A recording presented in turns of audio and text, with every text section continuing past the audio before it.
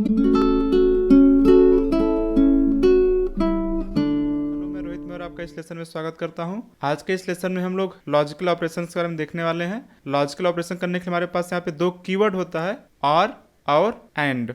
इन दोनों कीवर्ड्स का यूज करके हम लोग लॉजिकल ऑपरेशन कर सकते हैं। तो एक बार हम लोग यहाँ पे समझ लेते हैं कि आर में क्या होता है और एंड में क्या होता है। तो ध्यान रखिए, जब भी हम लोग यहाँ पे आर का इस्तेमाल करेंगे तो एटलीस्ट यहाँ पे दो एक्सप्रेशन होते हैं, एक तो लेफ्ट साइड में और दूसरा राइट साइड में। और इसका जो फाइनल आंसर होता है, जब भी हम लोग कोई लॉजिकल ऑपरेशन करेंगे, इसका फाइनल आंसर बुलियन टाइप होता है हर समय। इसका ध्यान रखिए, जैसे हम लोग पिछले लेसन में देखे थे, जब हम लोग कंपेयर कर रहे थे वहां पर फाइनल आंसर बुलियन था और यहाँ पर भी फाइनल आंसर बुलियन ही होगा। अब आर में क्या होता है कि अगर एक भी ट्रू हो गया, चाहे लेफ्ट साइड वाला या राइट साइड वाला, इनमें से एक भी ट्रू हो गया तो फाइनल आंसर यहाँ पे आता है ट्रू। तो देखिए यहाँ पे ट्रू और ट्रू, इसका फाइनल आंसर क्या है? ट्रू है। एक भी ट्रू हो गया, यहाँ तो दोनों ट्रू हैं तो ऑफ कोर्स यहाँ पे ट्रू आएगा। यहाँ पे देखिए फर्स्ट ट्रू है, सेकेंड यहाँ पे फॉल्स है, तब भी यहाँ पे ट्रू आएगा। फर्स्ट फॉल्स है, सेकेंड ट्रू है, तब भी यहाँ पे ट्रू आएगा। केवल एक ही केस में यहाँ पे फॉल्स आता है, जब दोनों यहाँ पे फॉल्स होता है। तो आप इसको ध्यान रख सकते हैं, काफी आसान है। बस आपको ये ध्यान रखना है, आर के केस में क्या होता है, एक भी ट्रू होता है तो ट्रू आता है। बस यहाँ पे एक केस में फॉल्स आता है आंसर, जब दोनों ही फॉल्स होते हैं। इसके बाद फिर अपने पास देखिए यहाँ पे एंड है। एंड में क्या होता है? एंड में भी यही सेम होता है कि एंड हो गया यहाँ पे बीच में, इसके लेफ्ट साइड में यहाँ पे एक्सप्रेशन होगा और राइट साइड में यहाँ पे दूसरा एक्सप्रेशन होगा। और एंड में ऐसा होता है कि अगर दोनों ट्रू हैं, उसी केस में केवल ट्रू आएगा और सारे केस में फॉल्स आएगा। तो आप देख सकते हैं, अगर दोनों ट्रू हैं तभी देखेंगे यहाँ पे ट्रू आया हुआ है और बाकी सारे केस में यहाँ पे फॉल्स आया हुआ है। हमने ये देख लिया किस तरीके से एंड और आर काम करते हैं। आइए हम लोग यहाँ पर कोड करके भी समझ लेते हैं एक बार। तो मैं यहाँ पे प्लस कोड पे क्लिक कर दिया हूँ। लेफ्ट साइड में मैंने रखा है यहाँ पे ट्रू, ध्यान रखना है यहाँ पे बुलियन ट्रू हम लोग लिख रहे हैं, और एंड जो कि एक कीवर्ड भी है, और राइट साइड में मैंने रख दिया यहाँ पे फॉल्स। तो बताइए यहाँ पे फाइनल आंसर क्या होगा? फाइनल आंसर यहाँ पे फॉल्स होगा। और आप चाहें तो इसको एक वेरिएबल के अंदर भी स्टोर कर सकते हैं और आप इसको ए को प्रिंट करेंगे। तो देखिए मैं यहाँ पे जस्ट दिखा देता हूँ प्रिंट करके। तो आप देख सकते हैं ए के अंदर यहाँ पे फॉल्स प्रिंट होके दिखाई दे रहा है। और अभी मैं क्या कर रहा हूँ, जो ट्रू है उसके जगह पे मैं कुछ ऐसा भी लिख सकता हूँ। इस तरीके का यहाँ पर कंडीशन भी आप लिख सकते हैं अगर चाहे तो। अब यहाँ पे बताइए कि ए के अंदर क्या स्टोर होगा?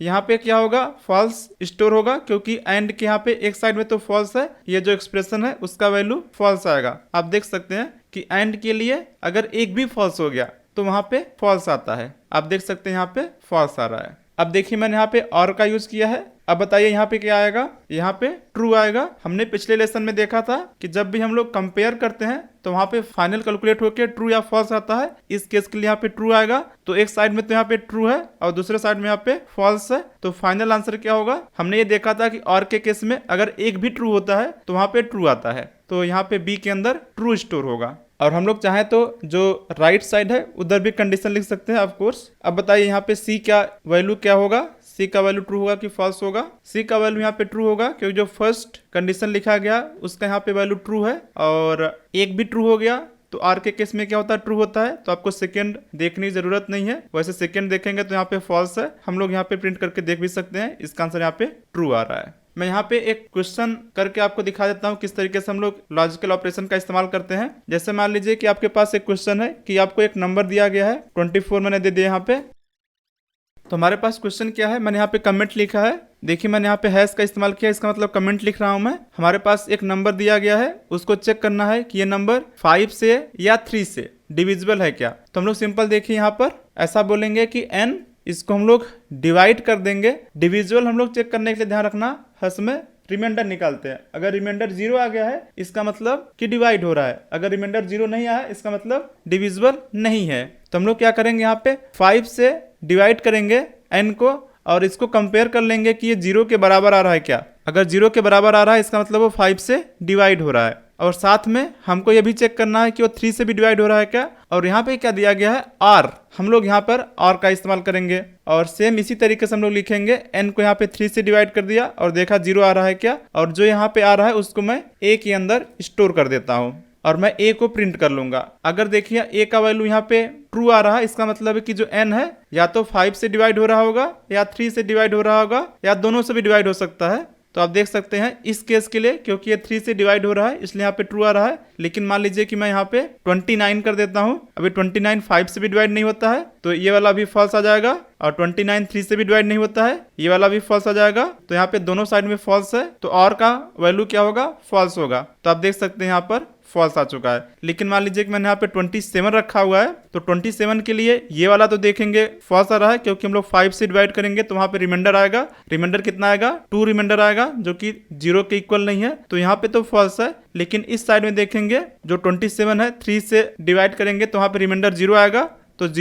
0 के बराबर है, इसलिए यहाँ पे ट्रू आ जाएगा। तो एक साइड में यहाँ पे ट्रू है, तो जो आर होता है उसका वैल्यू क्या हो जाएगा, ट्रू आ जाएगा। तो आप देख सकते हैं यहाँ पे ट्रू आ चुका है। अच्छा, क्वेश्चन ऐसा भी पूछ सकता था कि आपको आर की जगह पे एंड दिया गया है, ऐसा दिया गया है। सिंपल हम लोग क्या करेंगे, जो यहाँ पे आर का यूज किए हैं हम लोग यहाँ पे एंड का इस्तेमाल कर देंगे। अब हम लोग यहाँ पे जो भी नंबर ले रहे हैं, देखिए इस केस के लिए अगर हम लोग 27 लिया है तो यहाँ पे जो फर्स्ट वाला कंडीशन दिया गया है ये वाला, उसका आंसर क्या आएगा, फॉल्स आएगा।